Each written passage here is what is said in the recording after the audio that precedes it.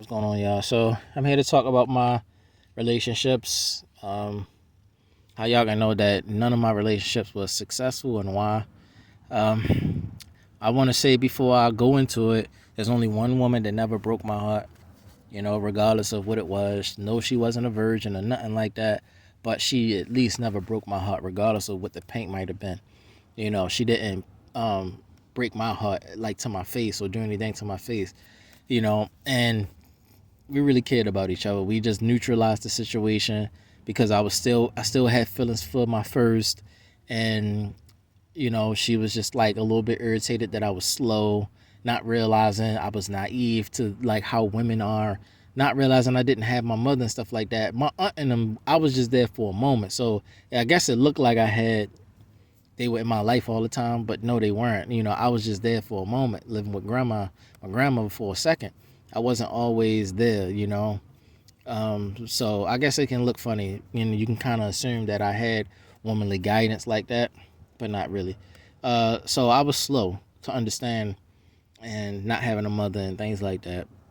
So she was kind of upset with me, and she would be angry with me and fuss with me, or like even be attackish with me over the years. Whenever feelings and emotions come up, certain things come out. Oh, you still like Jade and stuff like that. But in the very beginning, it was really a sad moment because um, I wanted to I wanted to move on from Jade, but I really put my whole heart into it, and we made a promise of marriage. And I wouldn't even have sex with Jade, my first, until she promised to marry me at high school, which is why I still had this attachment. It wasn't like I'm just fucking the girl, she's just my girlfriend just to be fun. No, I really went into a family plan with it. Like, yo, we gonna graduate high school. We gonna go to college together. We gonna get married at the college. Then we gonna have a baby. We gonna open up our own. We ran down a whole family plan, and she was like, "Yeah, we can do it." Because my father be in computers and stuff, and I kind of want to be in computers too. And then she ended up cheating on me, got pregnant. But whatever the case, we ran down a whole family plan and all that. At least at 16 years old, that was a decent plan, you know. And then along the way, we can uh, fix the plan up and stuff like that, and add to, take away, whatever we need to do. But at least there's a foundation now, and we have a promise of marriage. And so, okay, I felt good to just give her some layaway sex, and having sex with the promise of marriage. But you know, and so yeah, it took a while for me to get over. But Shanae was you know understanding, and we dissipated our relationship as friends. And no, she wasn't a virgin, so I'm expecting that she had a first love as well. So now calculating all of that stuff in, like, yeah, maybe she all of this different type. She's going through stuff too. I'm going through stuff too. So um, we both have our feelings and emotions, and I was just like, just maybe give me some time to get over Jade. I'm really trying to get over her. I really want to get over her. I really love you. I don't want to be with Jade anymore. Just give me some time, because Jade keep trying to pop up, calling me and making it look like she still loved me and crap like that. Jade would see me and Shanae together when we went to the class trip, when we were graduating. We went to the class trip. We went to Adventure World, or Six Flags. Well, it's Six Flags America now, but Adventure World. We went to Adventure World, and Jade was mad that me and Shanae were together. She couldn't stomach it. Even though she be out there having sex with whoever the fuck. And she just couldn't stomach it. And so when we were on our way back from the field trip or whatever, Shanae is like coming on the bus late. I got on the bus early. I should have waited for Shanae. I got on the bus to see if she was there. She wasn't there, so I sat down and wait for her. But I was like, she not here. I'm gonna just sit down and wait for her. I should have got off the bus and waited for Shanae, and then like, all right, yeah, and then walk or whatever with her together and get on the bus or whatever. But I got on the bus. I'm sitting down. Jade is like, you know, sitting there. She just sit right next to the seat. I'm like, what is you doing? She was like, I'm sitting here. I'm like, I said you didn't come, you didn't go with me. Like, the fuck? Like, what is you doing? Get up. Shanae sit right here. So I didn't want to cause a scene, get us in trouble. I didn't want to cause no big scene. So I was like, man, I'm gonna tell Shanae afterwards. But it was a sour taste, a bad look. So Shanae after the thing was mad. She was mad at me.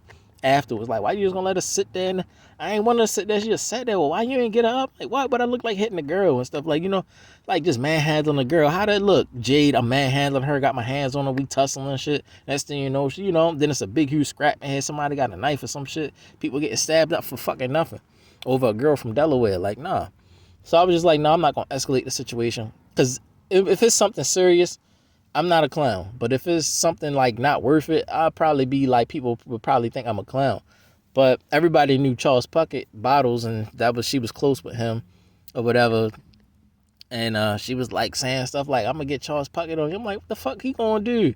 I was just mad at her. Like, that don't got nothing to do with like me and you. Like, if that's the case and you feeling like you can go get Charles Puckett, go get Charles Puckett and get the fuck up. I'm with Shanae. You causing a scene, causing problems for her. You know what I'm saying? Like, I don't give a fuck how spicy Charles can get, yo. Like, this is not between him and this ain't got nothing to do with him. You know what I'm saying? What you calling him for? You sitting in somebody else's seat shit. Like, so when it's something that's a meaningful purpose, I get spicy. But when there's nothing is pointless and stupid, you not right or nothing, you all the way in the wrong and shit, I don't get spicy. So I can seem to be a clown. But whatever the case, I said that, like, go get Charles then. The fuck? What are you gonna do to me? And he was sitting in the seat right next to us, like about a seat or two up. So I know he heard me. And I was just like, man, you can get up. Like, get the fuck up. Like, Shanae sitting here. And she was like, oh, you really think Charles ain't gonna do it? Like, Jay, stop causing problems. Like, it ain't about, me being I was just saying, like, it ain't about what he can do. Or like, it's just a simple fact that, and now we were just fussing. So Shanae, I know, heard we were fussing. I'm like, man. Because if I caused a problem, she was going to get Charles. Charles probably would have got him and start fighting me. And then next thing you know, Shanae would have start fighting Jade and everybody on the buses. So Shanae versus Jade and me versus Charles for no fucking reason. And I'm pretty sure Charles was fucking her too back in the day. People telling me, yo, she just hopped in a car with Bottles, yo. Like, what? Yeah, Bottles and a couple niggas. She hopped in the car. Like, I thought she told me meet me at the school or whatever. She like, I don't know. She just hopped in the car, hopped in with a bunch of niggas and shit, drove off. And I'm like, yeah, it was Bottles in there and some other niggas. I'm like, all right, yo. So people kept telling me stuff like, yeah, you are my man, Gibson. You my man, Dwight, yo. You my man. I can't let that happen to you, yo. You don't be causing no problems, yo. Everybody. And it was really because all the girls in the school liked me, but Jay kept doing shiesty shit like that. Like cutting school, go see other guys, hang out with other niggas and shit like that. So she just kept doing shit like that. But girls wanted to be with me, and I kept being faithful to her, to the point where girls would be cursing Jade. Like, they'd come to my job like, man, fuck that bitch, man. Like, but they'd never tell me like why they feel like that, knowing that she doing stuff or whatever. But they was just like, man, fuck her, man. Like, we'll be the guy. Shit was all kind of stuff like that. But yeah, it's it's a long intro, but sorry, yeah, it's just the point where Shanae never hurt me for real. We neutralized the situation and dissipated our situation like friends. I was like, just give me some time to get over her. And she was like, okay, crying and stuff. And I'm crying and stuff because I know she really crying. I'm really crying. I'm like, yeah, she really crying. So we, and then we hung up and I gotta go to work and stuff. So I go to work, wash my face off, go to work. And then Shanae calls back, and my brother pick up the phone. Derek, he only 10 years old at the time. And she tell him a bunch of information, but he only remembered when she said she wished she wouldn't let me go, or like said okay to the agreement of dissipating our relationship and just being friends. She said she wished she would have just stayed in a relationship with me and worked it out with me and helped me get over Jade instead of just, because maybe, I don't know, but she said she wished she didn't accept my offer to be friends and just stayed together and worked it through with me. But the rest of the information, my brother didn't remember. So maybe if she left a phone number or something else like that, meet her somewhere, something, I didn't get it. So maybe that could have made her angry too, me not having the rest of the information. Whatever the case, I got it when I came home from work, and my brother was 10, so he didn't, Derek, so he didn't know, whatever the case. He also was too young to know or understand about relationships. He didn't understand what having a girlfriend even meant. So he was just way too young, So that was the last time I talked to Shanae. And I maybe like talked to her. No, that wasn't the last time, but I talked to her later on in life when MySpace came out. I found her like, oh, what's up with you? And then we talked on the phone a little bit. instantly just spicy. Instantly, we both spicy. Because we, both got problems in our relationships and problems in our lives. Instantly, she's spicy. Instantly, I'm spicy. I'm like, oh, yeah, what the fuck? No, no, no, no. All kind of stuff like that. So I'm like, all right, it's crazy, it's crazy. But at least when I talked to her, she let me know what's going on with her, how she feeling. She had moved down south with somebody, and then she had came back to Baltimore. She wanted to come back to Baltimore or something like that. It was just crazy going on in her life. Like, then I'm like feeling like, damn, y'all should have just like, the fuck, I should have just stayed with you. Like, what the fuck, you like going in another state? It's crazy. And everybody felt some kind of way about Shanae and I being together when we were at the prom, but they started realizing and started noticing that it looked better with me and Shanae being together. It looked better, and it was better because we had the same level minded, or we was level headed the same. When we went to the prom stuff, my dumb tail supposedly giving myself a trim. I'm like, I'm trying to use the clippers or the edges and try to groom myself and, trim my mustache, but I don't really know what I'm doing. So I'm like, dang, I get a little bit more on the left. I get it even. Gotta get nice. I went from, gotta get nice to, dang, yo, this look nasty. Let me just cut the whole thing off. So I went to the prom with no mustache. She like, you look like a baby. She like, you look like a whole baby. She cracking up laughing. Greg and Monroe cracking up laughing. You look like a whole baby, boy. Like, like a smoother than a baby's bottom, boy. Your lips smoother than a baby's bottom. Like, they just kept making jokes and like, just kept making jokes on me, cracking up the whole time. Yo, you look like a whole baby in this thing, and like cracking up. Shanae cracking up laughing too, and yeah, I almost got Shanae pregnant, but we stopped. When we went to limousine and stuff. She loved drinking wine coolers, so I tried wine coolers with a Smirnoff Ice, the lemon flavor, and when we were going, we were drinking those in the limousine, and she was getting tipsy and stuff like that. Then we stopped. When they stopped to get the wine coolers, it was our chaperone, I think it was. We went in there to get the wine. Chaperone was a girl, an elder woman.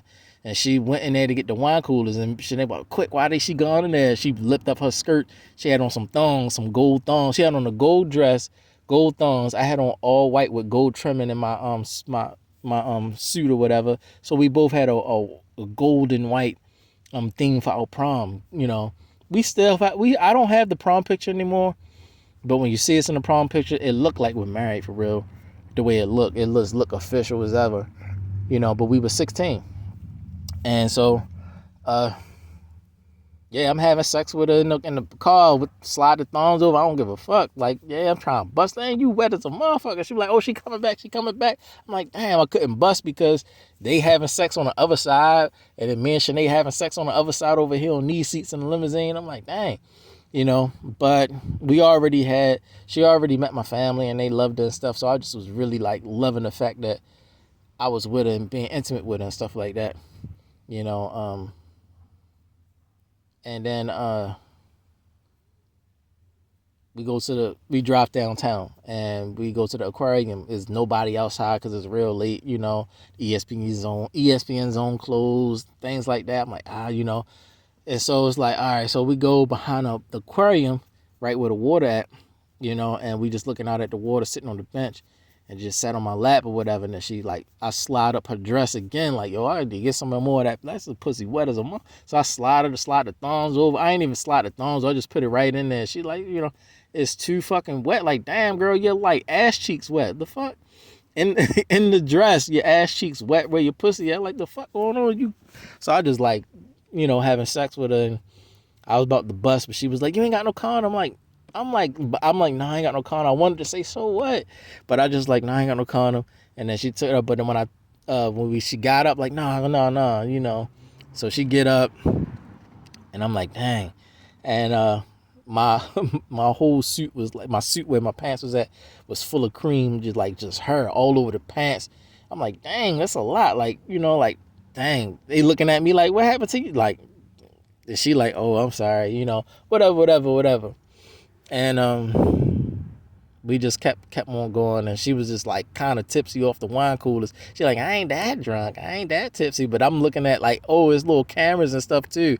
We was not giving a fuck, but it was like we left or whatever, and she was like, call me later, and this, that, and the third.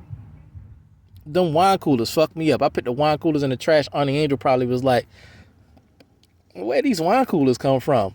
But she probably realized to put it together like, oh, he was at prom and wine coolers, and okay, it's not really nothing, okay, fine, But I was like, yeah, I didn't say anything about it. She didn't say anything about it, but, I was cool, and she was like, I'm like, yeah, I guess later on I could tell her, yeah, Sinead is really like wine coolers, and I'm like, oh, okay. And yeah, I just was trying it with her. They real fruity and stuff, taste good and stuff. And when it's cold, I'm like, yeah, it was all right. But we had a nice prom night and things like that. I wish I would have came inside of. I don't know. Maybe our lives would have been different, would have been worse or better. Who knows? But if I would have did that, it would have definitely made our lives take a different turn, or it would have halted our lives and gone a certain pathway and would have went a different pathway. But the type of man that I am, I know I would have capitalized on it, and it probably would have stopped me from doing a lot of bullshit that I ended up doing in my life, like going into the military and doing this and traveling the fucking world and all this extra shit. So, in a way, I wish I really did get her pregnant that night, prom night, but I didn't. And so from there, that was that, man. So our last time talking was just a random day, and I was working, and we just was like, she was fussed. She was really concerned about me and talking about Jade all the time. I'm like, you keep bringing her up. I'm like, I don't know why I keep bringing her up. She keep calling me or keep trying to contact me and stuff like that. So I'll be talking about her, or just she was my first, so I'll be talking about her. So I'm like trying to apologize for it, and I'm realizing like, man, I'm still just attached. You right. Just maybe, and I didn't want to hurt her, so I'm like, keep hurting and stuff. So like, maybe we should just, take some time, and I can get over her, and then we can get, stay friends, and then eventually, get back together or something. That's what I'm thinking, innocent-minded thinking. But I'm like telling her to wait for me. But it's like, why would I do that? Tell her to wait for me, like break up, and then tell her to wait for me. I'm not thinking. I'm just thinking that I'm not ready yet, and you're right, and I don't want to hurt you in a situation any further than what it is, But it's crazy, yo. But anyway, Shanae did not start being aggressive towards me later on in life, or start being real cut-offish towards me later on in life. She really was. It went from, I still feel for him, and to all the way to, well, fuck out my face. That's kind of how it got. But I think if we just stayed together in the beginning, it would have been good. But she never hurt me. I never hurt her. I just was trying to get over someone right away. Like, Jay just broke up with me, and now I'm trying to get in a relationship with Shanae, and it was just like way too fast and stuff like that. And it was also like a surprise. I'm not expecting that. It was crazy. And then when me and Shanae split, like a year later at the high school, Jade was pregnant. Or when we were 17, Jade was pregnant by the guy, or whatever the case. It was just crazy shit going on. And I was like, what the fuck? So when I heard that Jade was pregnant, then I really lost the feelings. And then if I would have had Shanae there, it would have been like, yo, the fuck, she pregnant by another nigga and shit like that. So it would have been easier for me to let go, seeing that she's pregnant now by another guy. But at first it's more like, yeah, man, I'm still maybe. And then it's just crazy, yo. But no, Shanae never hurt me. I didn't hurt her. It just was hard for me to, it was like taking time for me to get over Jade. And fresh out of the relationship, fresh out of a breakup, come on, you understand. Feelings are still there. You really mean well. You was all the way open hearted and shit, so understandable. But Shanae found someone, and she got married, and she has children and family, and I was happy that she got married. I'm like, at least you married, yo. I'm so happy that you married, because it shows me that if you would have been with me, you would have married me.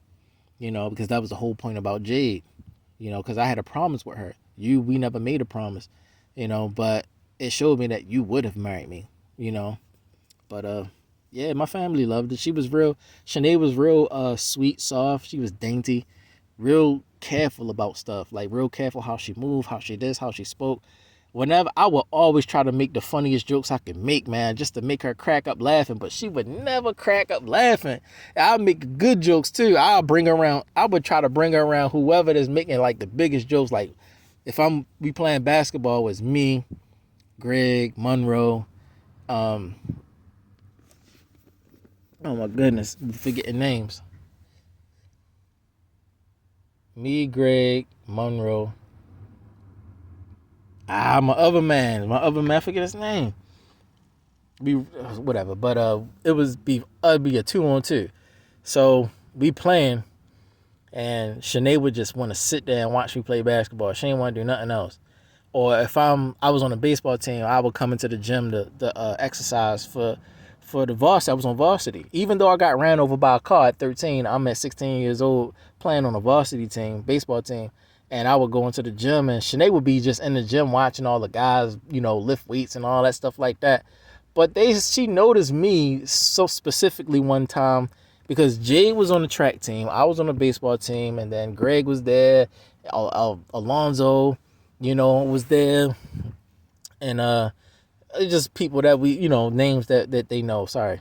And other people from the football team and stuff is in there lifting, crazy dead weights. Christian Christopher and they're going crazy, and they got the dead weights, and so I'm over in the corner just doing push-ups and stuff, just doing body lifts, like, And at that time, I was still in a relationship with Jay, but Shanae would be with her homegirls like Kia and all of them, Lanier and them. She would be with them chilling in the corner just watching me or whatever, and Jade just like working out. And so I would like help Jade train for the track team, and then she would help me train for the baseball team. So we both had our little high school situations. So I'm like putting weights on her. I'm like, yeah, put this 20-pound weight on your stomach and then start doing sit-ups. She's like, that's harder. So we was real fit when we were young. So Jade is just like, doing it, like, yeah, one more, doing that. Greg is famous for the one more. Come on, one more, yo, just one more. You about to die. Come on, one more, like, But whatever the case, then I would get in there, put a 25 on my stomach and start doing sit-ups or whatever the case. And we would just like do that, and then doing push-ups and stuff. Everybody wanted to see who could do the most push-ups. So I'm doing push-ups, right? Alonzo do push-ups. He's in the ROTC, like in the military situation, in the ROTC. So he fit, buff like me. He fit like me. Greg, we all fit and stuff. And Alonzo doing push-ups. Yeah, that's about whatever. I think he said like 35 or 40 or something like that. Greg, he do 40 or something like that. I go down there and I'm just going. I hit 50, then I kept going, 50, 51, 52, 53, and I just was not tired. I kept going, all right, chill. So I stopped. All right, I'm gonna chill. I mean, like about 50, 55, like 50 plus. Like, come on, nah, you ain't gonna do that to me, yo. You gonna do that to me. So Alonzo and Greg get back down there and trouble. But when I was doing it, Jade was counting, and the girls in the back was counting, like Shanae and them. They was like, oh, 40, 41, 42. They're like, oh, no. You got the girls in the background counting and stuff. Like, so it was that. But Jade was also jealous too. Like, who's this girl in the back counting my boyfriend's push-ups and shit? Like, 41, 42. So it became a little spice situation or whatever. But that's how it used to be before I was with Shanae. That was the first time I noticed Shanae. She was in the gym just watching the guys lift weights and stuff like that. But she saw that I was like this unknown guy, but I was like capable, you can tell. And also I worked. I played for the baseball team. I went to work and I had to finish school, So I wasn't a pushover or nothing like that. I just was minding my business. I wasn't loud. I wasn't a clown or nothing like that. Going to Walbrook High School. So it's called KIP today. KIP at Walbrook Junction. KIP. Whatever. But yeah, man. Shanae never hurt me. Jay did though. So that's my first two relationships. My very first two relationships, and how like very first two. But I lost my virginity to Jade, and then with Shanae, I was the second person I was with ever. At my little pants rub adventures when I was young, not knowing what the fuck I was doing. But stopping at 12, realizing that this was wrong to do, then I was like completely blank. And then 16, I was with Jade. Things like that, learning the Bible as I was going from 12 years old to 16. And I start realizing like right and wrong and what you're supposed to do and boyfriend, girlfriend supposed to be married. I start learning stuff. So then I met Jade after I learned some stuff and realized like we got to do things like this, like that. Jade was not a virgin. Sinead was not a virgin. Jade got pregnant on me at 17. Sinead, we just part ways because I could not get over Jade. And that's those two. Then Jewel Christina Parker. Okay, Jewel Christina Parker. She went to Weston, all girls school, Weston. With her, she was actually a virgin. She was a virgin. But I didn't want to talk to her, because I'm like, nah, yo, you good? Like, because me and Greg, his house was, whatever, man. Where he lived at, we walked from his house and then we would cross Allendale, and from Allendale we would go through the back roads and then we would be on, Elsinore, and then from Elsinore we would go all the way down Elsinore, and then, get to the basketball court, go to K Hill. So we was trying to get to the basketball court from his house, and it was a walk. We be walking. Shorty, it was like gonna take you about a strong 40 minutes to get from his house to the basketball court, but we going because that's what we did. We was young and fit, and so we was walking, and by the time we get to Elsinore, before we cross, Gwyn's Falls, before we cross Gwyn's Falls and Elsinore, it was a girl named Jewel Christina Parker and Toriana, and Toriana was a tall girl. She was tall, like Greg, or a little bit. Yeah, she was like the height of Greg. Greg was like 6 foot, 6'1", and I'm like a easy 5'7", 5'8", And at that time I was shorter, so I was like at least about 5'6", 5'7". So Greg was 6 feet even, 6'1" or something like that. So he's tall, and Toriana's tall like him, and so, she was the one that liked me, but she didn't want to say anything. So Jewel was like, "Hey, boy," and Jewel Christina Parker had on the Mickey Mouse shoes, and them shits was so fucking plump in the front, like she can just kick a whole brick, and like you can. I'm just saying, like, but her shoes was funny, like, yo, it's those orthopedic medical shoes or something, like those the new kind made those. Where you get those from? Like, you got those from Disney World? Like, those things are serious. But she did not like, I kept making jokes on her shoes. But Jewel was the one that said, "Hey, boy." So she ended up talking to me, or whatever the case. But Jewel was like my height, a little bit shorter than me. And Toriana was just sitting there while I'm talking to Jewel, and whatever the case. And then Greg was talking to Toriana. But it ended up being a bitter situation because Toriana was the one that liked me, but Jewel was the one that said, "Hey, boy." So I ended up talking to the girl that said, "Hey, boy." And it just ended up being where Toriana didn't really want to be with Greg. That's why I wasn't working between Toriana and Greg like that, because she really was trying to talk to me, even though I'm the short guy. It just didn't make sense. That's why girl, like, why I'm like looking like, why is she not gravitating towards you like that, or whatever the case. But that's when I realized what it was. So that's why later on Toriana ended up going into the U.S. Navy. They ended up following me. So Toriana ended up following me. She found out I went into the U.S. Navy because I ended up graduating, and I still worked at AMC Theaters when me and Sinead broke up, and then I stopped going to AMC Theaters and went into the military. And that's when that time I was talking to Jewel, and then I came back around and to see Jewel when I was in the Navy. And I had the Pontiac Sunfire, the 2003 Pontiac Sunfire with the roof. I had the roll up window CD player, and that was everything, sports car, and it was 2004. So I come pulls up, and this orange car, and she's like, I come knocking on the door. I'm like, "Jewel here?" She's like, "Yes, what you going on?" She was like, "Oh my God, what's going on?" Da, da, da, da. I'm like, "Yeah, I'm in the Navy. Just wanted to see how you doing and stuff like that." "Yeah, da, da, da, da. But you want to go to the movies and stuff?" So it was stuff like that happening. Like took her to the movies or went out with her and stuff like that, like one last time. But she was telling me stuff like, "I'm about to go here, I'm about to do this, I'm about to go to college, this, that, and the third." And then she ended up being a lesbian, like, "Oh, I got a girlfriend now." "Oh, you like girls now?"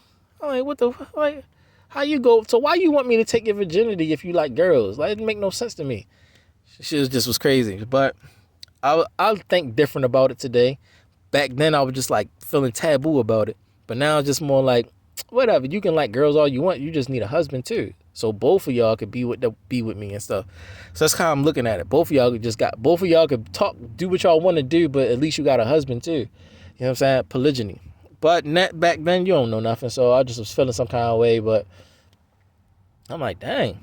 I'm like, Weston is an all-girls school, and it's typical that girls become lesbians at the all-girls school or whatever the case. So I was just like, that's why you stopped talking to me and stuff. Like, you got a girlfriend? Like, yeah, I like girls and stuff. I'm like, oh, damn. Okay, you still Jewel. She's like, yeah, I'm still me. Stuff like that. But it was the simple fact that even though she liked girls, I still could hit it, and I was her first. That's why I was the thing. Like, I'm her first. It was that thing. And we used to play in her backyard, basketball in her backyard. She had a little jumper and stuff, but she was a model. That was her thing, being a fashion model. So she just had this model walk. I'm like, yo, you be doing that real crispy. Like, how's you doing that like that? Like, how's you walking like that with the pivots, this, that, the pivot, and this, and then you spin around. And like, what the heck is you doing? Look like you doing kung fu or some shit. Like, so... It was just funny, like, you doing kung fu when I'm getting fucked up or something. Like, that's what it was looking like. First time I seen like how fashion model stuff go. Then I seen her in college, and then when I was promoting with Lamont, when I was and going to Baltimore City Community College, I seen her. She was at an event, a fashion model event, but I never got to talk to her. But she was modeling up there. It was like some kind of college situation. All these people was out there and stuff like that. Like, what the hell, And then it was celebrities out there and stuff. Like, it was always that, man. But yeah, I think she went to Bowie. Forgot where she went to. But I got to the point where I wanted to start moving on in my life. So I think after Jade, Shanae, and Jewel, I wanted to really like move on in my life. So I ended up calling them back, whoever I could contact. That's how I ended up contacting Shanae. And so on MySpace, I'm like, is there anything that I did, that hurt you, like, that I can apologize for? Like, if anything that I hurt you about? She'd be like, nah, it's nothing. Gee, anything. I already knew it was nothing. You just got pregnant by another guy. You just was being, whatever the case. She could try to say Tierra Bird, but that you got to get the video footage so you can believe the video footage. And if you don't believe me, believe the video footage. But of course, she gonna think I'm a lie. Like, how does a girl just come out of nowhere and just kiss you and you ain't stop? I'm like, nah, you just didn't understand how the situation was. If you ask Greg to get a second, how the AMC theater was made, when you go into the back where you got to put the Fruitopias up at, it's like a corner wall. You cornered. And then you can be easy to get cornered back there. And when you open the fridge, you can't see who's coming down that hallway or whatever the case. So it could be anybody, like the boss, the manager, something like that. It could even be Greg. It could be anybody. So it's closing night. You put the Fruitopias up or whatever the case, put them all up, and you put the crate on the side. But when I heard footsteps, I'm like, who the fuck is that? So I'm like, no, I didn't like the way it was sounding. I'm like, no, I can't be nobody breaking in. Like, so I was just thinking, like, I'm going to be cool. It could be my boss. So as soon as I closed the door, putting the Fruitopias up, I was about to put the crate up. Tierra Bird just pushes me into the corner right there between the fridge where the Fruitopia at and stuff. And she kisses me. She reaches over the crate where I'm holding in front of between us, and she kisses me on the lip, and that's how that happened. So I just decided to tell her, instead of keeping it a secret, like, yeah, man, the girl, maybe I should have not said something. But I decided to say something because I don't want to have secrets and stuff. It's not me that's, I have nothing to do about other people's feelings and emotions. So I asked Tierra Bird later on in life, when I seen that Baltimore City Community College, she got a son and stuff now. She smoked fugs and shit. Titties be sagging. We old and stuff like that now. So I'm thinking, okay, she could be more mature in a different mindset now. She got family and stuff. Her baby father rap and stuff, like she talking about her baby father rapping and stuff. I'm like, okay, so she's so into her baby father and her son and stuff like that. Maybe I could ask her, like, well, remember that time? So I told her, she was like, anything, Ray, that you need from me, just ask me. I do anything for you, just let me know. I'm like, okay, I do got one thing. She was like, what is it? And then I was like, that time when we was working at AMC Theaters, Security Square 8, and you kissed me in the back and stuff like that, and then Jade, broke up with me over that. Like, I got her number. Can you call her and tell her that what you did, that it was your fault? Like, can you just tell her the truth? And she was like, I'll do anything for you, Ray, but that. I was like, what the fuck? She was like, I'm just sorry. Bye, Ray. Bye, Ray. Like, no, bye. I'm not apologizing for that. No, I'm not telling that bitch nothing. She just went and flipped on. I said, but you said, like, no, everything but that, Ray. Like, no, everything. So, what you like, no, don't worry, no. And then she just walked away. She ain't deserve you anyway. And then she's just saying anything. I'm like, but you gotta, she like, she just walked away. I'm like, all right. Tierra Bird. Used to go to her church and stuff like that, It was crazy, man.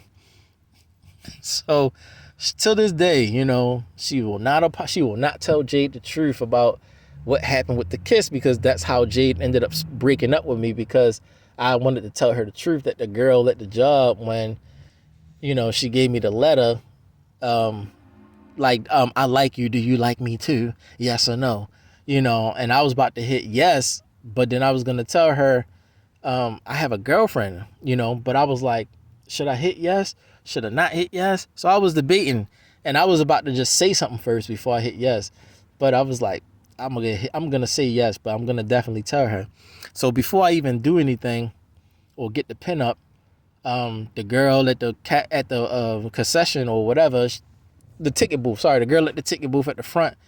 She come out the back like, Dwight, some girl named Jade on the phone, your girlfriend? I'm like, yeah. And I looked at Tierra, and she was like, look at me. I'm like, I was about to tell you I got a girlfriend, like about to tell you that just now.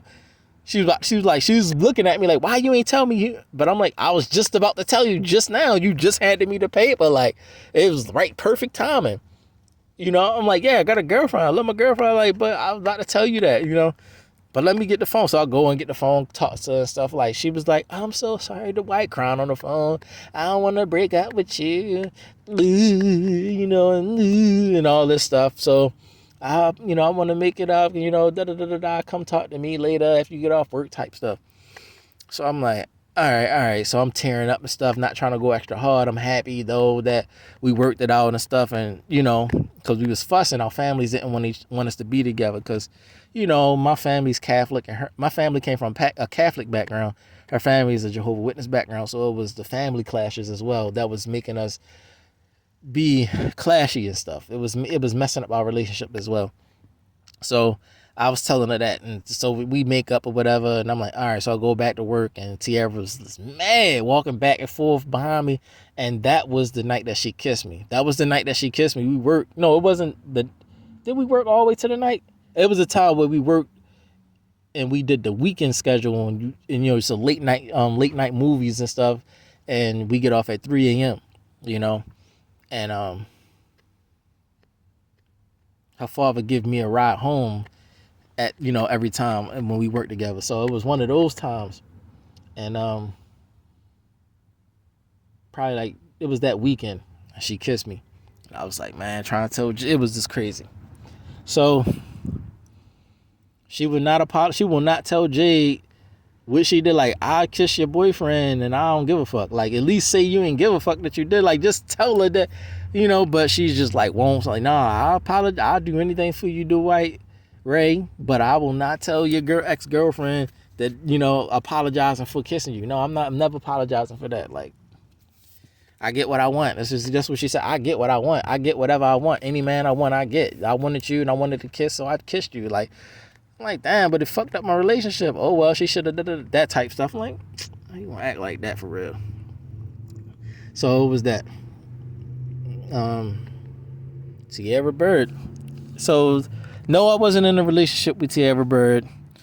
It just was it was like a jealousy battle, because how it happened when she asked me if I liked her or not. And my girlfriend called me right as soon as that happened, and I was like trying to tell her that I had a girlfriend. It was crazy, man. I had girls come up to the movie theater. Ain't you the white? You ain't no shit. Be like, ain't you Jay boyfriend? Yeah, that's Jay boyfriend. That's Jay boyfriend. How you doing? What do you think Jay gonna do if I give you my phone number right now? She definitely gonna be mad. I'm like, well, fuck your girlfriend then. Like, it used to be stuff like that. Fuck your girlfriend. Fuck that bitch. Then go to school the next day like, walking around like they ain't say all that. It was crazy, yo. People used to try to set me up to have sex with girls, even though they know I'm with Jade. People used to try to set me up all the time, yo. It was crazy. I was just too faithful, yo. I'm the white, yo. Everybody know me in my hood at Warwick Junction that came up with me. Everybody know me, yo. That's Jade boyfriend, yo. That's all we know is that's the white and Jade. That's it. That's all we ever knew. But that's what that was. So it was Jade, Shanae, Jewel, and in the midst of that somewhere it was Tierra trying to wiggle in and just try to be contentious and stuff. And also the girls that worked there with my best friend Lamont, he knew some people from the county that was in that area, you know. And a girl named Erica worked up there. All kind of stuff, but nothing happened like that with Erica. Erica was like more like a sister for real, for real. Because one time she came to work crying about something, and she was sick and she was crying, and I was like, I'm like, I really felt for her for the first time. I really like looked at her like, yo, like not in an intimate way, but like a brother, like needing to help her or something like that, stuff like that. And also because I knew Lamont, all the girls that knew him from Woodlawn and from that area, I could just go anywhere, right? And I'm like, yeah, Lamont, my best friend, hold on, Lamont? What Lamont? Like, this Lamont right here? I'm like, yeah, that's my best friend. We grew up together when we was little, 8 years old. We lived in this. Oh, hell no.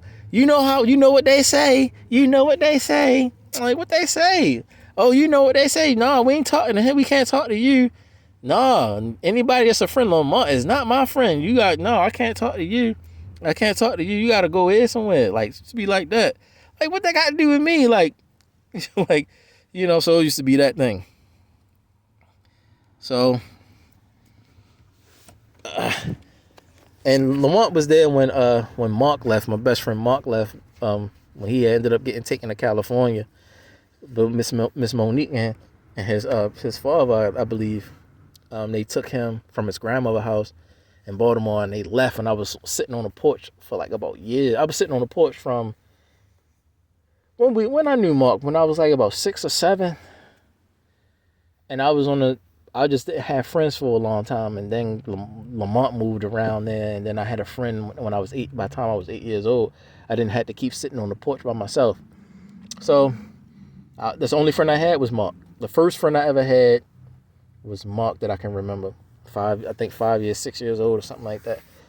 Miss Monique Peoples. First friend I ever had. Park Heights and Oakford Avenue. Anyway, then Lamont Green, then Greg, and Glenn, Greg, all of that. So whatever the case, that's that.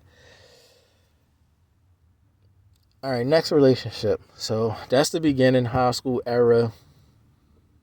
Jade, Shanae, Jewel. And I would say Tierra Bird, but I really wouldn't. But she kissed me, so I'll say Tierra Bird, even though it wasn't official. She just wanted to be challenging. I wanted to prove that I can get what I want. So 4 people. Then I went into the military. And I had talked to the Judy Rodriguez. And I was 19. And that's when she got pregnant. And then, and tried to, and then had me dragging me for thousands of years to this very moment. I'm 40 years old now. She dragged me all the way to now before I found out that the baby not really not mine. It's probably Holt's and shit. So Judy Rodriguez. And then after Judy Rodriguez, it was Danielle Marie Van Dorst. She's from Vacaville, California. And we talked, I would say, you know what? You're right. My fault. Let me take that back. It wasn't just Shanae, as far as like never having an argument, whatever the case. It was also Danielle Marie Van Dorst. If you want to count Brian, that was in the past rub era, but we can count Brian. I would say that's a different bracket, but if we want to count Brian, we can count Brian too. But I never penetrated her. So whatever the case, that's what I'm talking about. But Danielle Marie Van Dorst. And we never had an argument. We never had a fight. We always cooked together, we cleaned together, and we washed clothes together and fold clothes together always in the wash in the laundromat, wash clothes, fold clothes together. When we were in Norfolk, Virginia, we did everything together in Norfolk, Virginia. Then we lived in Hampton, and then from Hampton, we would always drive to Norfolk near the base, the laundromat that we were used to going to, until we realized that we had a laundromat in a complex. Like, hold on, we got a laundromat in our complex. All we got to do is walk down the sidewalk. Like, well, we keep driving all the way down Norfolk for. Go right here, wash the clothes, come back, get them and fold them up and stuff like that. Come back in the house. You know, that was the last time I played NBA Live as well. It was like NBA Live '05, and I was like, it's the last one I played. Sure, I was playing that like crazy. My play it all. I was like, you get the, it was like, okay, I'm playing NBA Live '05, shorty, But she was the next one. We moved in together, and we never fussed or fought. Never had an argument. I just already had problems. I already had issues with injections and stuff. I already had my little small issues and stuff going on in my family, and then it just was like trying to figure out what I'm gonna do now that I'm not in the Navy and I'm still with her and this, that, and the third, and we living in Hampton. We lived at 25A Getty Drive, Hampton, Virginia.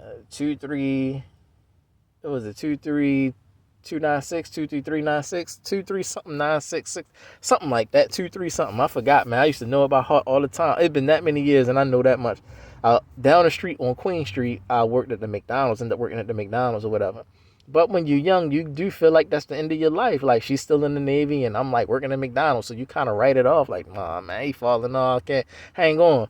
And then years later come, you see like, dang, Gibson doing better. He traveling the fucking world and shit. Like, you start looking at it like, why the fuck? And then she ended up having a son, which is, his soul is from mine. I can tell just automatically when I saw him when he was a baby boy, I was like, oh man, I could tell, that his soul is from mine, and he fought to get through here. Like, he fought because his eyes was a little crossed. I'm like, nah, he fought to get through here. He don't look like somebody else. I could tell by looking into his eyes that it's not another man's child. It's, but he do look like somebody else's child, right? But I could tell through the eye contact, like, that's my son for real. Cause me and Danielle got engaged. And before she went on the deployment or left or whatever, she was like, let's get married before we leave. And then we went to the NEX on the base, and we, I think we saw Knox, a guy named Knox. I'm like, Knox, what's going on, man? He's like, what's going on, Gibson? Da whatever. I'm like, you like, what y'all doing? I'm like, nah, we just in here, we going to Claire's. She want to go to Claire's in the NEX. We go to the Claire's, and then she gets some kind of like rings or whatever that we can put on our fingers, not measured enough, and just putting the ring on, just put this on. It's just funny. It was funny. You got two, like, I'm 19. No, wait, I'm 20. She's 19. So she's 1 year younger than me. So I think by the time 2005 came, I'm 20. She's 19. And we just silly still, 19-year-old. I gotta find some rings, some marriage rings, some wedding bands, go to Claire's. Like, we didn't know what the fuck we was doing for real still, but we had an idea of the severity of war as well as the severity of relationship that kind of like what was keeping us together and made us serious or whatever. So we were the perfect team. So just like Shanae, Alice Thompson Brown, Danielle Marie Vandos, we never had an argument. Now, yeah, she might have had feelings and emotions, but she never expressed them to me. And I'm thinking that maybe if it ever would have been that bad, yeah, maybe she would have expressed it to me. One time I came to the tanning booth real late, because I didn't want to sit in the car and wait. I went to the mall on Military Highway across the street while she was in the tanning booth. And she was like, yeah, it won't be that long. I'll be like a half an hour or something like that. So I goes to the, Military Highway Mall, and I start, looking for stuff to buy, just looking at stuff. And I come back over. She was like thinking I ran away or whatever.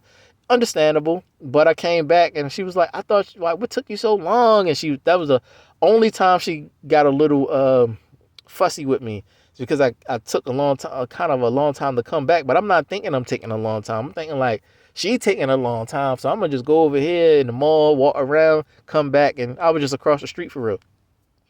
But, she probably thought I ran away. But I was like, no, I was across the street, right there, across the street, She was like, but still, I thought you da da da. I'm like, all right, you know what? If ever it happened like that again, I'll never just drive off something like that.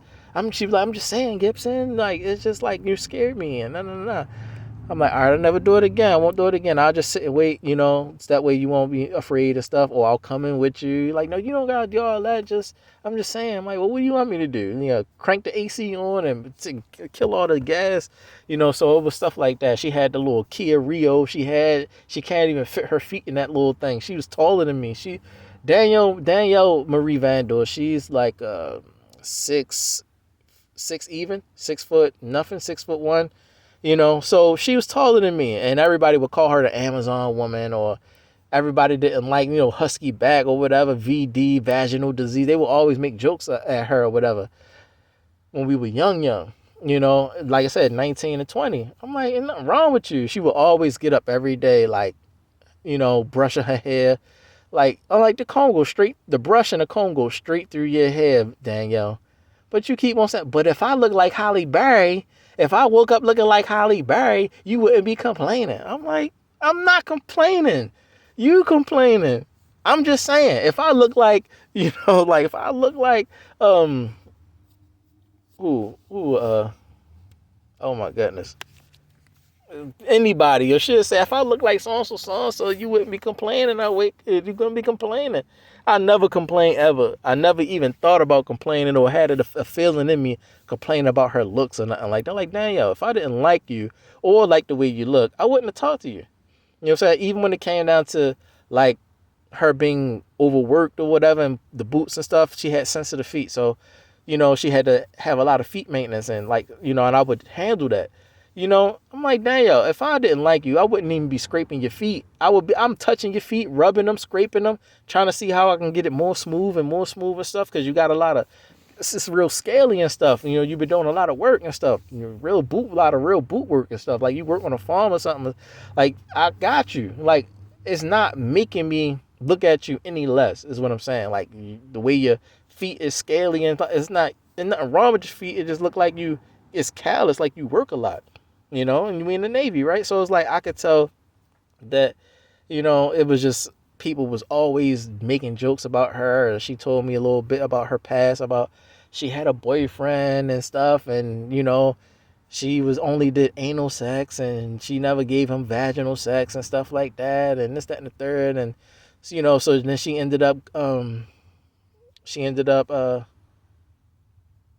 like going into the Navy and things like that, and he cheated on her, something like that, broke her heart, and just stuff that she used to tell me. I don't remember everything, but stuff she used to tell me made me get closer to her. I gravitated more closely to her because she opened up about her past to me, and certain confidential things and things like that. And I really love Danielle. We never had an argument, but it was just, our work. She's still in the U.S. Navy. I'm not. So then there was a clash. Like, you gotta do certain things. You gotta throw me away. You gotta push me away, even though I'm still that guy. I'm still the guy that you want to keep. But it was sad, man. The last time I seen before the split, Danielle, she cried. And I'm like, what, I see you again. You crying for? She knew something I didn't know, but that's why she was crying. It was at the point where they was taking her from me, and she got to do work, on the ship, and they about to have their way with her. But it's like, she my wife, and it's like, damn, like they about to fuck me up, but they about to fuck me up in here, and you not even gonna know. I can't say anything to you because da da da da. You didn't want to, Marlon. I'm looking at Marlon Baggett. I'm like, all right, man, I see what it is. Because I had to talk with him. Like, come on, man. Why me, though? Why you want to fuck me up, though, for being a good guy? Because I want to be out and not in. You want me to be in. I don't want to be in. I want to stay out and just be a regular person and just live a decent life. I don't want to be connected to shit, part of groups and shit. I don't want to be like that. So, whatever the case, that happened. She cried. I cried. We hugged and kissed, and I drove off. Went back to the apartment and just waited for her to come back. We slept on the airbed. The airbed had got a hole in it, And so I had to. It was like the beginning stages of airbeds being made, and that was in 2005, I think. And like we had one. It was a queen size double high. That's all we ever got. That's all I still get to this day is queen size double high airbeds. I only ever got airbeds ever since Danielle.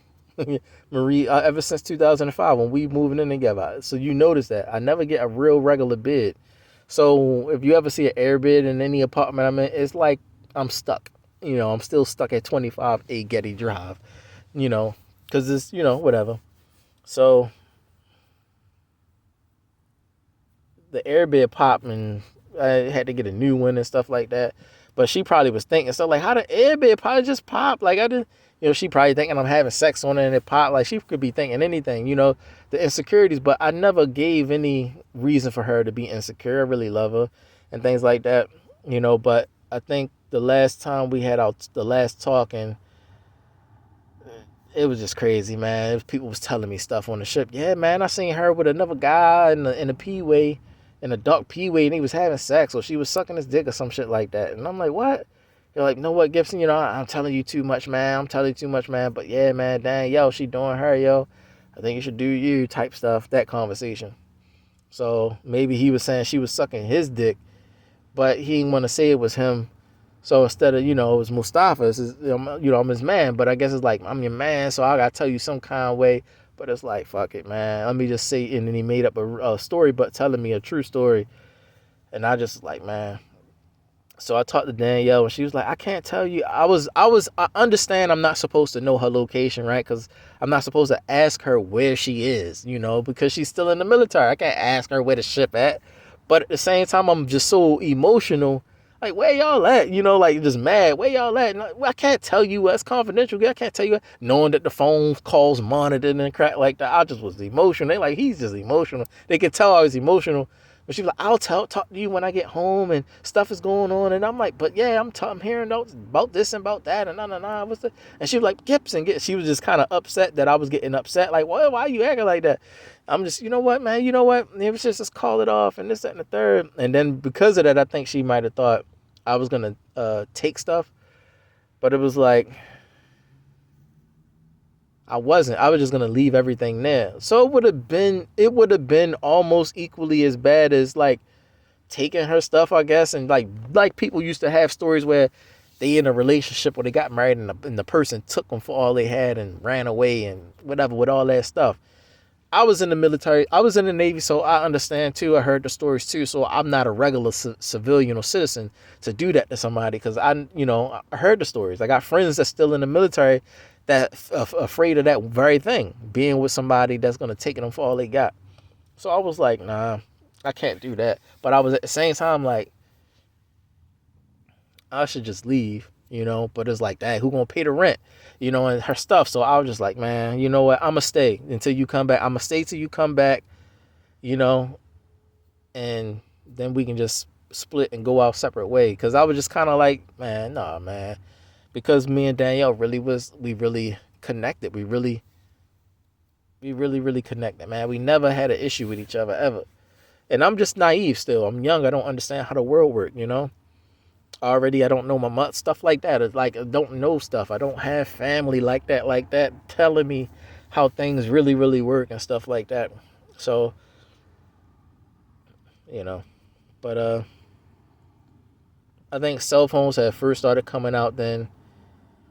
I think T-Mobile was called Singular Mobile or something like that, or Singularity Mobile, something like that. Mobile, Singular Mobile. I'm like, what's Singular Mobile? Like, what the fuck is that? It was a flip phone, Singular Mobile. She had a camera phone. I had a camera in it? Like, you got a camera on here, Singular Mobile? Okay. What's that? So it was crazy. And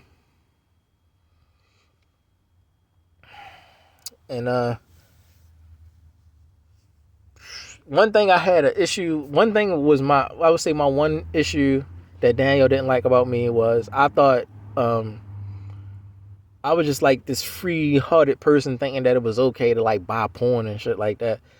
But it wasn't okay. But after a while, I just like, I'm still base-minded. I'm not thinking it's that bad, but it's not that okay. I'm just thinking like, let's just get some porn and get some spice up in a relationship.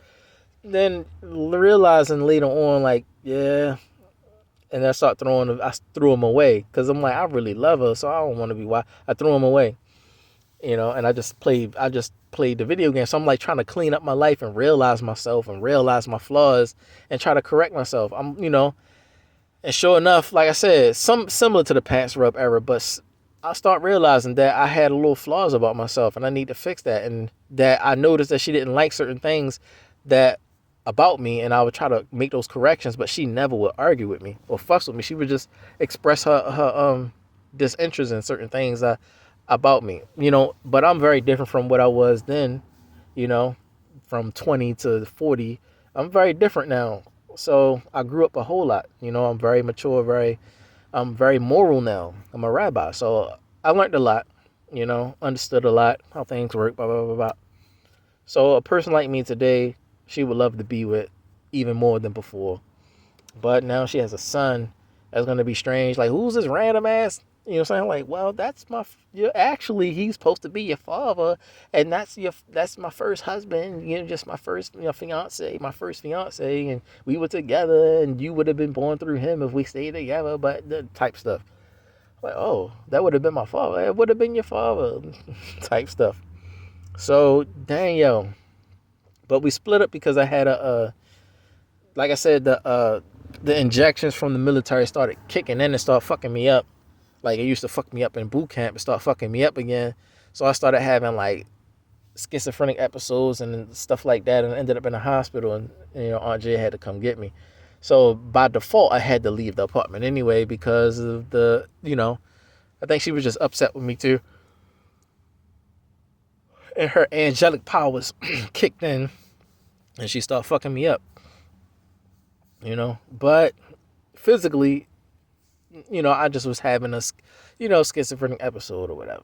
And I guess she was mad and just kind of got back at me, like made it look like some random strange guys in her house and she don't know who he is and da-da-da-da-da. Made it look a certain kind of way because she was mad at me, but she was mad because I said what I said on the phone, like wanting to, found out what I found out, wanting to split up, and so she just probably just got mad back and just did that when I really should have just left it alone, but I couldn't. I was in a lot of pain. So I guess it was a thing like before he get me, I'm gonna get him, but I wasn't thinking that. But of course you would think that because you hear all the stories, right? But I wasn't thinking that. I was thinking like I'm gonna sit here and wait, play my NBA Live, and wait till she get back anyway. I'm gonna throw the porn away. Maybe that's like because that's something she don't like about me, and then I'm already talking about sucking dicks and her sucking dicks. They talking about sucking dicks, and I'm like, man, let me throw this shit away because it's like maybe we can work it out.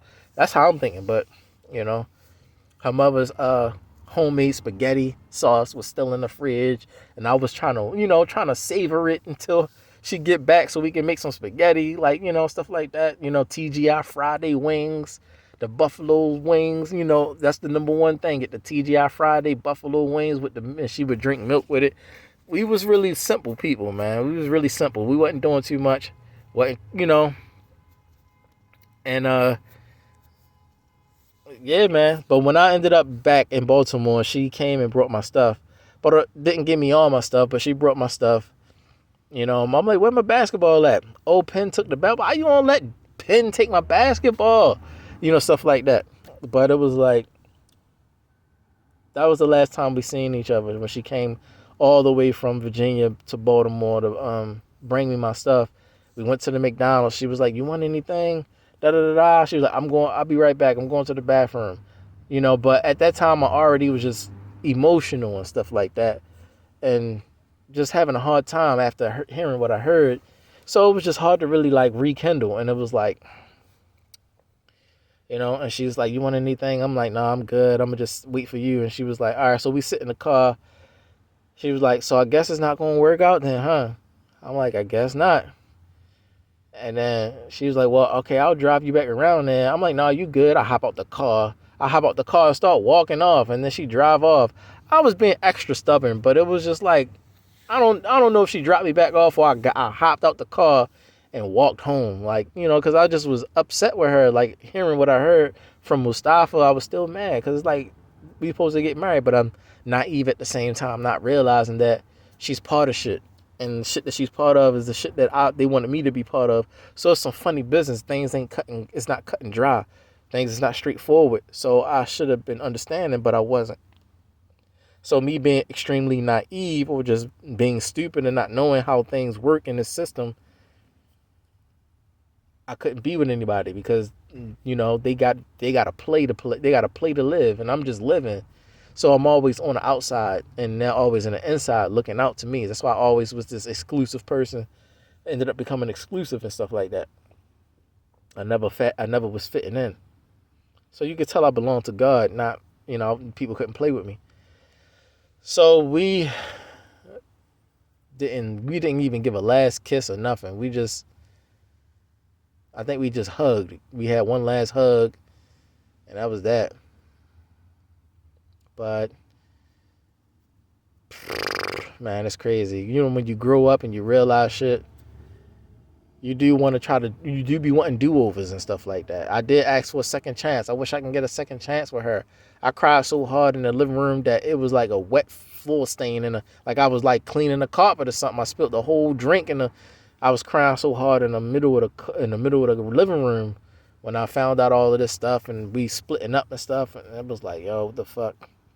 It hurt just like G when she got pregnant by Kevin.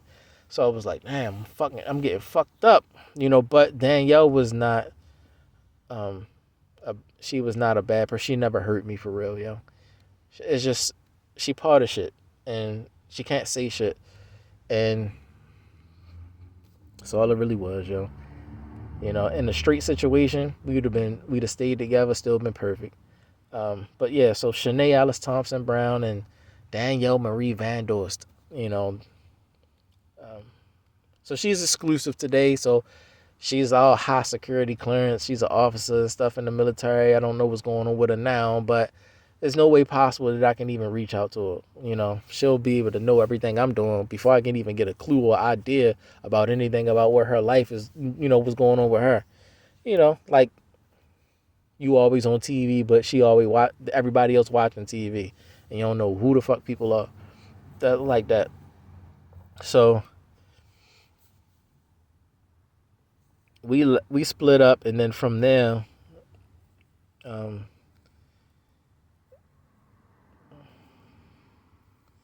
2008 came,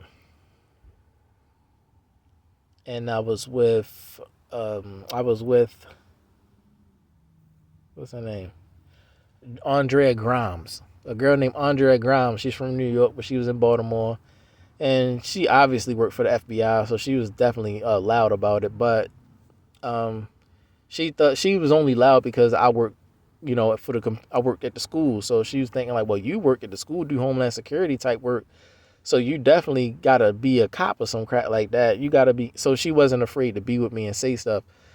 But at the same time, it was like I'm in a relationship with her or whatever the case, and Andrea Grimes is just like, she was doing the most. She was trying to do a lot of stuff, and it was just like that. The same situation. You trapped in some mess, so things not straight and cut and dry and clear. So you gotta finesse things and get through life or wiggle through life funny kinds of ways, and all kinds of shit you gotta do to have a straight life. But if you could have a straight life, you would type stuff. But it's just me still outside looking in, is thinking that people like me, but it wasn't. So I'm talking to Andrea Grimes, and then it's like Justin and Justin and Aquila, they work there, and then like who's the girl or whatever, like they Aquila's jealous, but she's never saying anything. She got this like Raven voice on Teen Titans. She sound like Raven on Teen Titans, or all extra, got a crush on Beast Boy but never say anything type stuff. But she talked real slow and stuff. Back then she was brand new, and she was real into goth and stuff like that. But she had a little interest in me at the same time. But so when I talked to Andrea Grimes, she wasn't liking that. Justin was like feeling some kind of way too, like, dang, who the girl or whatever, Justin Foster, like, who's the girl, like, hey, you better be careful the white. I'm like, man, you don't shut the fuck up. You're supposed to be single your whole life, supposed to be just like, yeah, I can try to be careful, but you gotta also try to be in a relationship. It's not good that man be alone. But yeah, it say seek ye first the kingdom of God, then all these things shall follow. But all right, but if I seek ye first the kingdom of God already, then what the fuck is you saying? You know what I'm saying? It's like, yo, that's the point. It ain't the point. Just like we just back and forth and then like just getting mad. Like, yo, stop challenging me for wanting to be with a girl. What the fuck are you doing? So I just was feeling like that. Like, yo, if anything, I could seek ye first the kingdom of God and feel like I'm not going to be in a relationship because a lot of people ain't seeking ye first the kingdom of God. So, of course, they ain't going to have, like, these things ain't going to follow for them. So they're not going to be ready for me, if anything. But whatever the case, I talked to Andrea Grimes, and she was the last person I talked to. And I remember meeting her mother. Her mother was like, I can see beyond color. I'm like, I can too. And it was like, like what the heck that supposed to mean? Like I didn't know what she was trying to say or what she meant. Like, I could see beyond color. I was like, yes, ma'am. Like, what would that mean? I can too. And then her sister, she was like a fashion model or something. She was making she was a designer of clothes and stuff like that. But whatever the case, Andrea Grimes and her sister. And then that was the last person I talked to. I had her. She was over my aunt's house. I let her come over my aunt's house. My aunt let me have company, but I had the key to the basement back door, and so I would bring my company through the basement back door.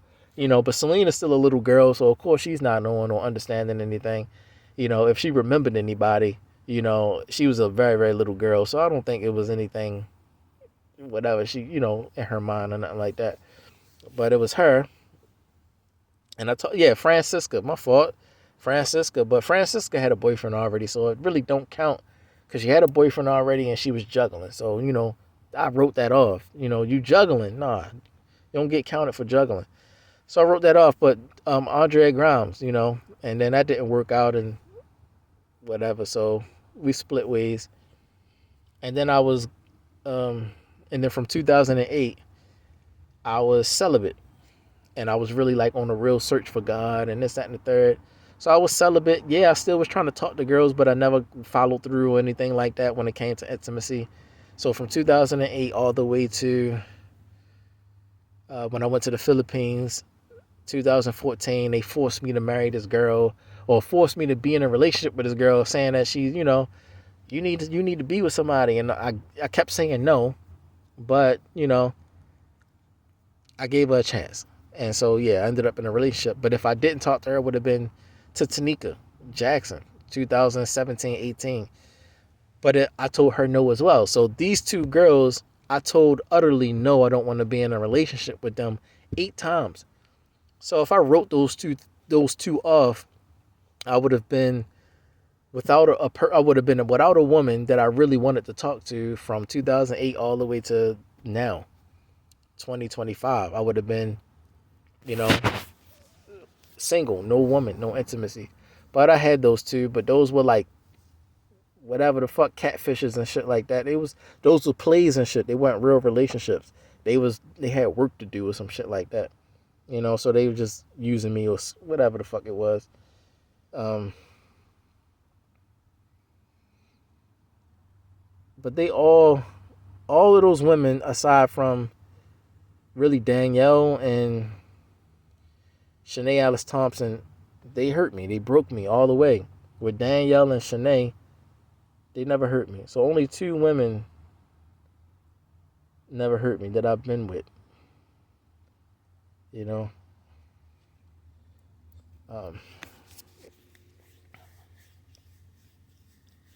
So when I tell stories about Kirsten too, Kirsten was like around, like I said, Kirsten was like 2007, man. So like I said, 2008 was the last. But Kirsten, yeah, man, I tried to marry her. Every woman I was with, I was trying to marry. I was engaging her or propose to her or some shit like that. So it always was something serious. It was never a joke. I'm really trying to be with you. That's what it was with every woman I was talking to. Like I said, Danielle, we got engaged, went to Claire's to get the rings. When it came to Kirsten, got her the Fat Farm perfume with the ring on there. Jade, promising marriage. Shanae, I'm trying to marry her. Jewel, I want to marry her too, but it's like, she wanted, it was crazy. I didn't want it at first. She wanted me to take her virginity. Can you take my virginity? Like, fuck, who just says that? Can you just take random guy? Can you take my virginity, random guy? Who does that? Save your virginity for somebody special, girl? What you doing? I mean, but you somebody special, ain't you? I'm like, yeah, but you don't even know me. I'm just walking down the fucking street. You talking about some, hey, boy, you want me to take your virginity? What the fuck are you doing, girl? And then what happened? I was like, girl, no. But she was like, I really, really want you. So I'm like, if you really want to, you really want me to take your virginity, I'll do it. But then that's not me, though, because then it's like, now I'll be knowing how women be losing their virginity. And then they try to get with some guy that they really love and he don't have a virginity. Some random ass person got it. So I'm like, what the fuck? So I did it. I'm like, man, I really want to be with you for real. Not just taking your virginity, but she ended up leaving me.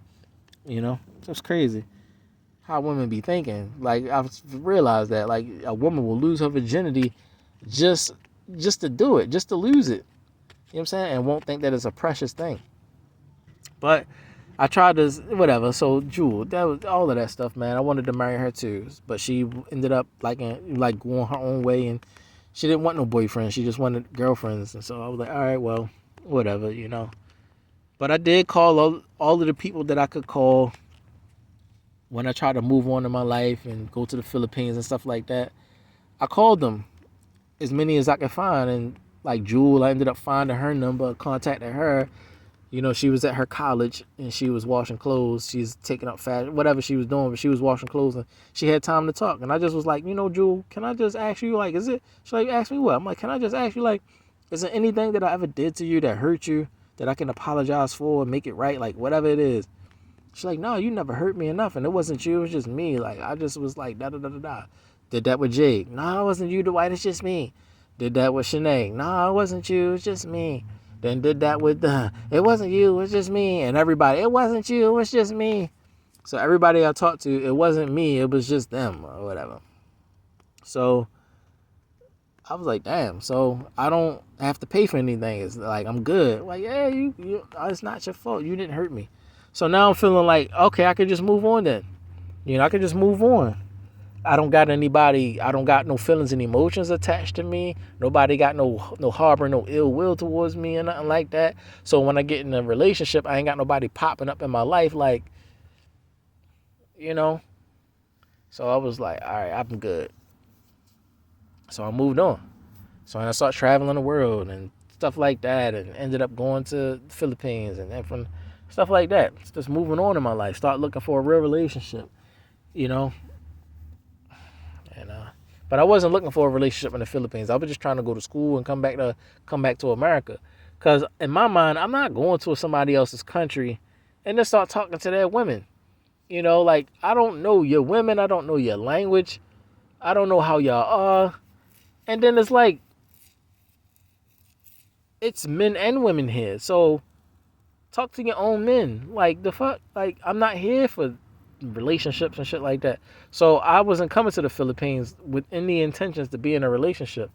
I just let it, I just came for the schooling. Like, let go. Whatever I did think about the Philippines before, dating website type shit, I was like, man, forget it. I ain't into all of that. So I let it go. But when when I was told that there was a free schooling in the Philippines, I was like, yeah, I remember looking up the Philippines for dating and stuff like that. But I was like, fuck it. Like, I ain't into all of that. So I wrote it off. But I was like, I'll pick it back up. Not dating, but I'll pick the country back up and go there for the school.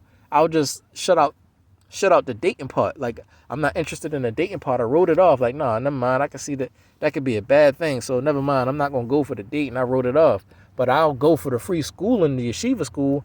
But whatever the case, they must have knew about me or some shit and ended up trying to play me. But I'm like, nah, yo, whatever it was, I like, that's dead. Like, I'm not into it. Like, I just wanted to try. Like, like, first time you seeing dating websites and shit like that, you're not thinking that dating websites is like bad and stuff like that, because it's a dating website. It's not just a social media website like Facebook, like MySpace, Facebook. It wasn't all that extra shit. It was just like, all right, dating website. So it's not like Bumble, all of this random ass shit they got now. It was like brand new stuff. Like, okay, gotta use your picture driver's license in there so they can know who you really are and this and that. And okay, that could be official. So I'm trying and stuff like that. Not thinking people scamming like that. I'm like, nah, I'm not feeling it. So I let it go. I'm not feeling it, so I'm letting it go. It was a girl I was talking to named Enzel. And so I was like, okay. I don't know if that was her name or somebody, or a bunch of girls' names all compiled together. It was Enzel Von Umiko Calester Alarde. That's crazy. And I can spell the whole thing. It's crazy. But that's what I was talking to, a brown girl, a brown Filipina girl. And I was just like helping her out, sent them money like once or twice or whatever and stuff like that. And I just was like, you know what, yo, I'm not into the like helping you out and like I'm not getting a equal interest and stuff like that. That's when I first started realizing that it could be scammy shit going on and stuff like that with other countries. I'm like, well, if you in your country and you got a fucking country, why the fuck is your country scamming fucking people? If it's a country, like that means like your country is owned by America. If that's the case, you might as well be owned by the people that you keep fucking scamming. Because if you scamming Americans all the fucking time, America should just fucking own you. Or what is it that America did to your people that you be scamming Americans and shit like that? What the fuck is going on with y'all? So I'm thinking stuff like that, like, how the fuck you gotta scam for some money if you got your own fucking country, you got your own resources and shit? The fuck is y'all doing? If I had my own country, I'm not gonna be having people scamming other people and shit. So I'm thinking all kind of shit. So that's when I finally went there and realized what it was. They just don't know enough. But at the same time, they have issues with America because of some shit with Ronald Reagan and shit. So I'm like, all right, so they just be doing that shit, scamming people just to do it, But I'm like, I ain't got shit to do with that. I'm a native. This is my country. America already took my whole shit already. I ain't got shit, but they don't know that. So end up scamming, fucking everybody up. So I just let the whole shit go, and I let the Philippines go as well. Like fuck it, I just won't fuck it. Fuck the Philippines. Fuck all that. It was just some random ass shit I saw anyway, and I just wanted to check it up. Filipino girls. I just, what's this? And look at it, whatever. Some online shit. And I just left it alone. And even when I was on Facebook way back then, when I first talked to Ariana Grande in 2010, and Sky and Cameron on Facebook in 2010, through the text message on Facebook, they used to have like people that you can know, suggestions and stuff like that. And when you can swipe through, you can see different people's faces and stuff. So I seen this one random girl. I don't remember if it said Jenny, but I seen a girl, and it was Jenny, my ex-wife now. It was her in the picture, and she was at a graveyard with some girl. She was at a graveyard with her auntie. And then there was another time where she was just sitting in this wooden chair. She's just a skinny looking girl, whatever the case. Somebody had passed away in her life or something like that. And then I just saw pictures of her at a graveyard, and they were visiting people that was dead and stuff like that. I'm like, who's this little girl? She's a scrawny and skinny. I'm like, nah, just me skipping and stuff. I'm going to skip that. Like, I'm not into the whole Philippine thing. I'm going to let it go. But you're just seeing random people's Facebook pages and stuff like that. So you're not really giving it any concern because it's just random ass people. You ain't gonna ever see these people, meet these people. So when I did go to the Philippines and I was there, I saw the girl. Hold on, that's the girl that was had the pictures with the graveyard and shit. But I never said anything. I'm like, man, but I kept it in my heart. But she looked at me like, remember me? Like, I'm like, but I'm looking at it like, I ain't never even send you a fucking message. I just looked at your I looked at your Facebook page and just kept it pushing because you just like this young, small, skinny girl at a graveyard with your aunt. And I met her aunt, the same aunt and all that stuff. I'm like, okay, you just some girl with, y'all got issues and shit like that. And you on Facebook with your issues and, I got issues, you got issues, but it don't mean I'm trying to get in a relationship with you. You're just somebody online, So it was that. But that's her, that's her. So I was like, damn, it's the girl off of Facebook and shit that I just swiping by for a second. Finally meet her face to face at her father's house. What the fuck is this? So it's just a whole bunch of funny shit, yo. I'm 40 years old, so sorry that my stories be all fucking all over the place. But I'm emotional right now. A lot of shit going on. A lot of wrong choices.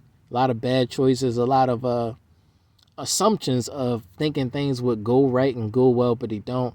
A lot of layaway shit, like, okay, I'm gonna do shit early, and then, I'm gonna have sex before I get married type shit. There was a lot of layaway shit, a lot of bad emotions, bad decisions, a lot of learn as I go type stuff when I was young. I was real not extra naive, man. I was just dumb and naive at the same time, but I had to grow, man. I had to grow, and I was growing well. And like I said, I paid for all of that stuff still. I was always paying for shit as I was going through my life, like, but once I finally got firm, and had a set path for my life at 2010, I was really firm and sure about myself as far as the path I wanted to go in my life and the path I needed to go in my life, rather, to find the creator and what he want for me. And so I was on that path and I never turned around. So officially at 2010, I knew the right way to go and I just went that way and never turned around. But in 2008 is when I started the process and I stopped talking to girls. I said, man, I'm stop doing layaway shit. I gotta stop doing layaway shit.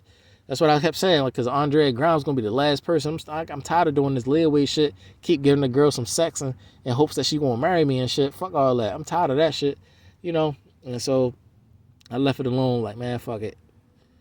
I'm not talking to girls no more. They just be doing some crazy shit. Just want dick and shit.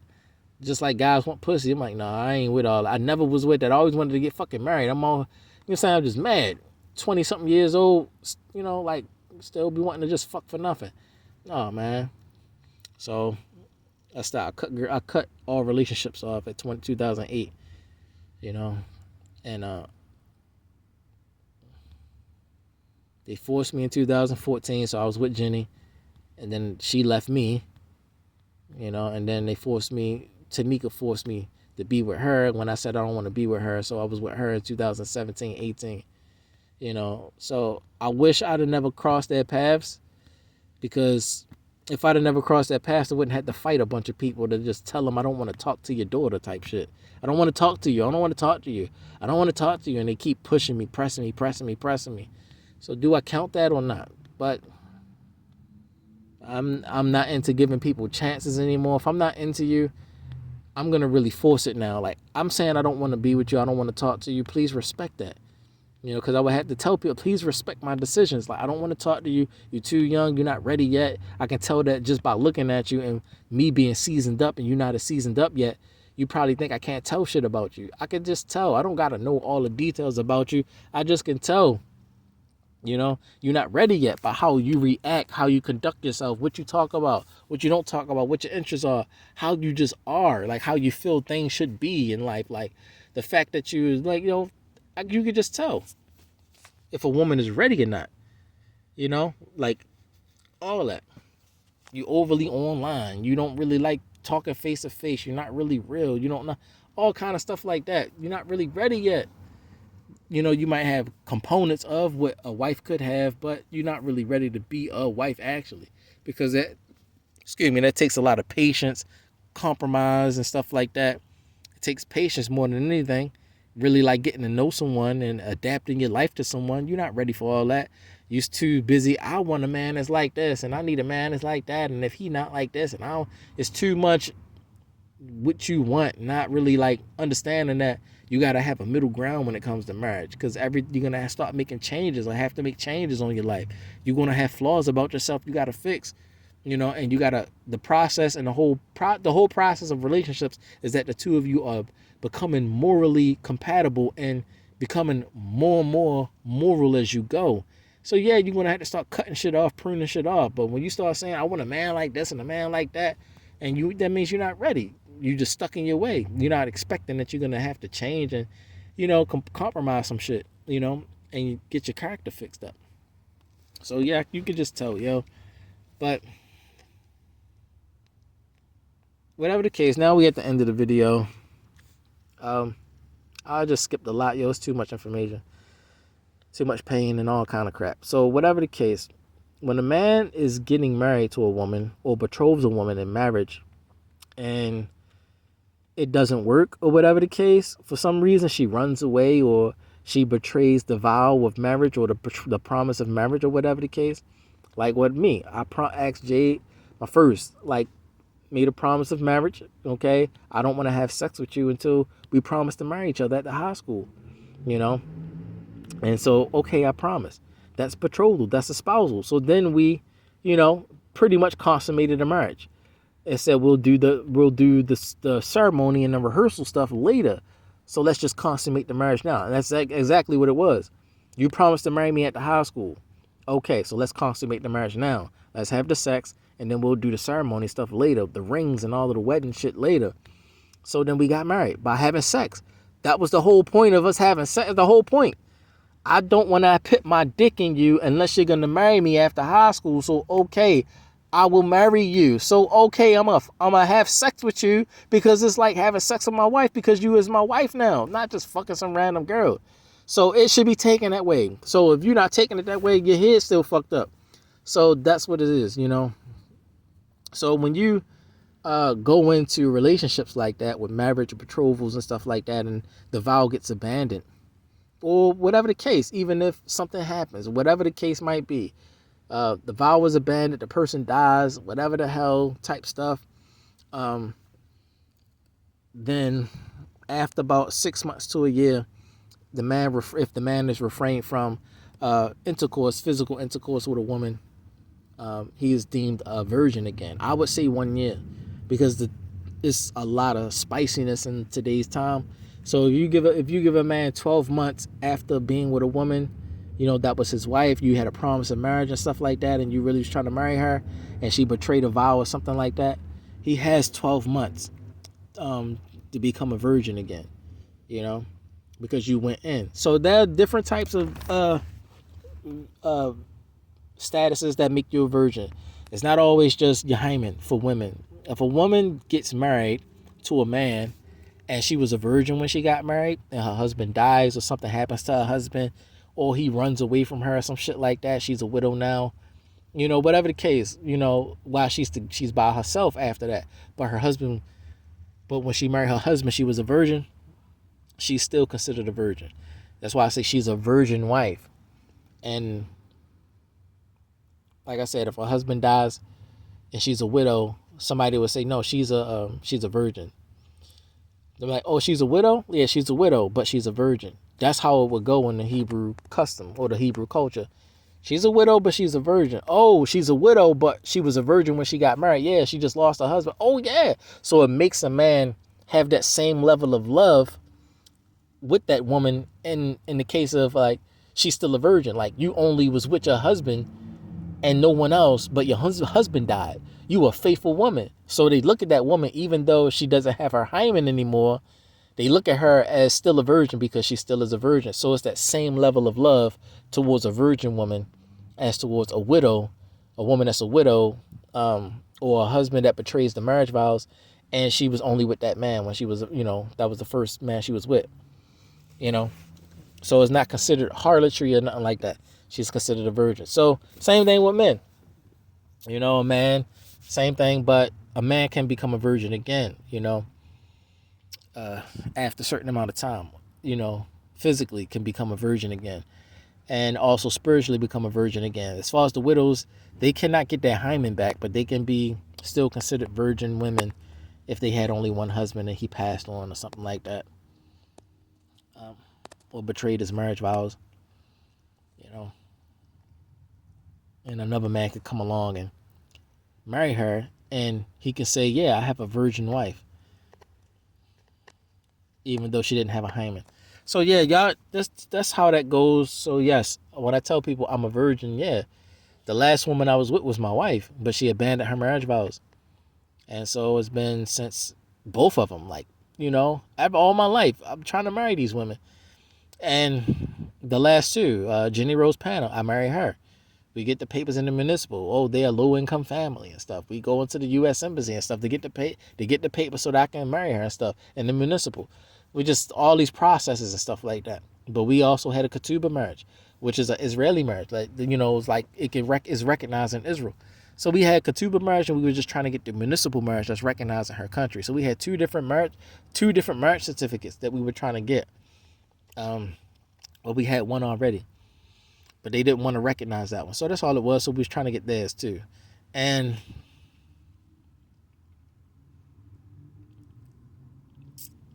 she betrayed her marriage vows. And so after some time, about a year, you know, I was a virgin again. You know, because my wife left me, and I had no woman. I was with no woman. Then I was with Tanika, and then marriage vows.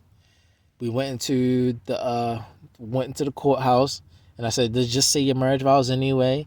Said our marriage vows before the judge. I said my marriage vows before the judge. She didn't say her marriage vows. The judge had to say, do you lawfully take this man? Like, the fuck is you sitting there looking dumbfounded for? Because I said my marriage vows first, and then she didn't say anything after me, and was just looking stupid. Like, you gonna marry him or not? The fuck is you doing? You bring this man all this way. You want to play a fucking game with his life, and now you sit here before the judge like this ain't a real serious matter. You disrespected your family. You disrespected me. You disrespected your child. You disrespected the judge.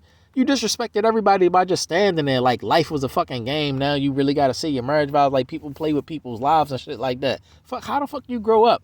So it was just, she was looking at her like that, like, fuck you mean? Like, what the fuck, you just gonna stand there? Do you take him to lawfully be your husband? And she was like, I do. All right, bitch, like, the fuck is you doing? This man said that was the most beautiful marriage vows I ever heard in my life. You just gonna stand there and look at that, man? That's what the judge said. That's the most beautiful marriage vows I ever heard in my life. And she just sitting there looking like, so it was fucking stupid. So, yeah, then you abandon your marriage vows. You abandon it. And you betray your husband and shit like that because you was playing a fucking game with his life. And so when she leave me, what happens? I become a virgin again. Yeah, I had a wife, but my wife left me, so I've been alone ever since. And so women need to know, oh, he's a virgin. Right, I'm a virgin. I'm a virgin. Just women keep fucking me up, and I keep going back to virgin status, because they didn't want to marry me or they didn't follow through on their marriage vows. So that's how the Most High counts it. That's also in the scriptures known when it said that the 144,000 were virgins. That's what it's saying. They got married as virgins, they stayed virgins. They didn't, or they just was straight up virgins. Whatever the case. So you have to understand the different components of what a virgin means and what deems a person a virgin. So when I say I'm a virgin, that's what I meant. I always was trying to get married to a woman. They kept abandoning me, breaking my heart, fucking me up. Didn't follow through on the marriage vows except 2 women. And that mutually dissipated. And so basically life fucked us up. And then I just stayed alone. I'm still alone. Anyway, that's my boring ass story. For those who are interested, I'm a virgin. But I had women that I wanted to be with and marry that just fucked me up, except 2. Danielle Marie Vandorst and Shanae Alice Thompson Brown. No matter what the paint might have been, they was doing shit behind my back, and I didn't know it really, and they really didn't hurt my heart for real, actually. We never had an argument. I'll put it like that. We never had a fucking argument. Never fought, never put hands on each, nothing like that.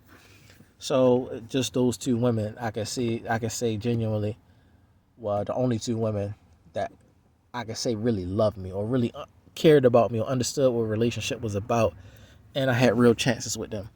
That's it. So with that said, shalom.